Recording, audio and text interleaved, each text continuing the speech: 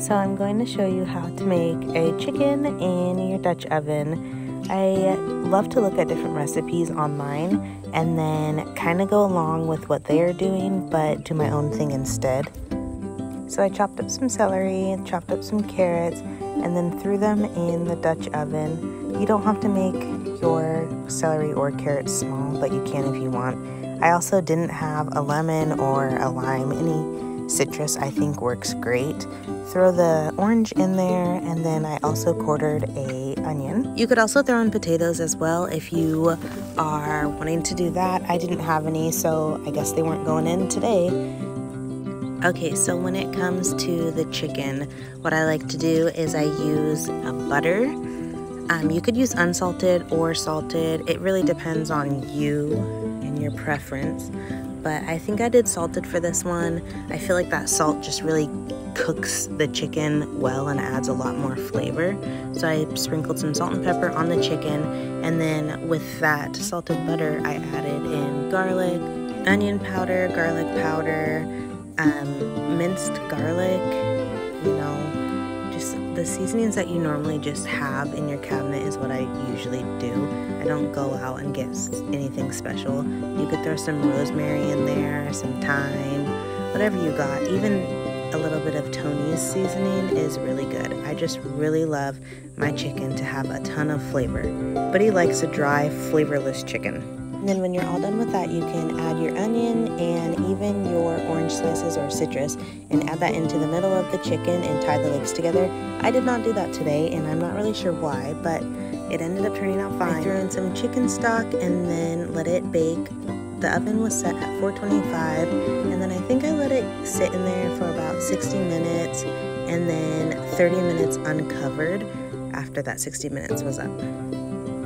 The next day we had so much chicken left over, so I decided that I was going to make some chicken enchiladas. This was my first time making enchilada sauce from scratch, and I had absolutely no idea how easy it actually was. Also, these aren't going to be your typical enchiladas. This is something I basically just threw together again because that is what I do. For the enchilada sauce, I added 3 tablespoons of olive oil and then 3 tablespoons of flour. Whisk that together for about a minute until it turns like a golden brown, and then that's when you'll add your tomato paste.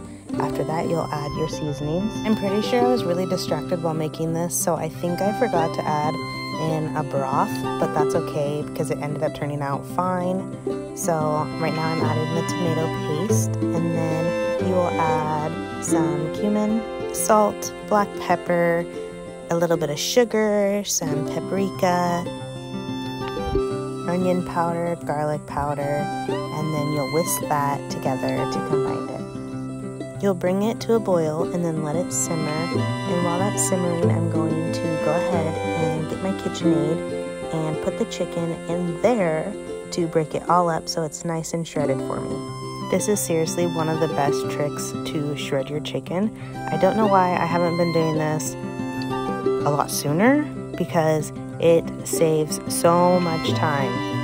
In the chicken, I'm going to add a couple ingredients. We'll add some diced tomatoes, and then we will also add some corn, black beans.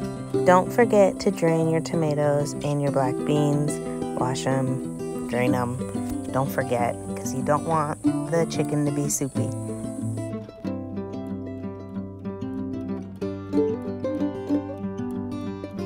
This video is from last winter, and I thought cooking with a toddler was hard then, but now my son is 19 months old and cooking is even more difficult because I let him be involved, and so now he always wants to be involved, which makes it take a little bit longer, but it makes him happy, and so I guess it's worth it. So I added some more seasonings to the chicken mix. I did a little bit of salt and pepper, a little bit of paprika, and then probably some garlic powder. I don't exactly remember. And then all you're gonna do is you're gonna wrap these in tortillas and then put them in the pan, or I guess you could say casserole dish. Okay, so this is where you can see I forgot to add my chicken broth. I don't even know what I was thinking, but it's a little pasty and not as much as I would like, but it ended up turning out fine. You put some cheese on the top, you bake it, and it's perfect. Gosh, now that I'm looking back, you could totally add some onion inside of there. That'd be really good as well. After you shred your cheese, you can put it in your oven at 400 degrees for about 20 minutes.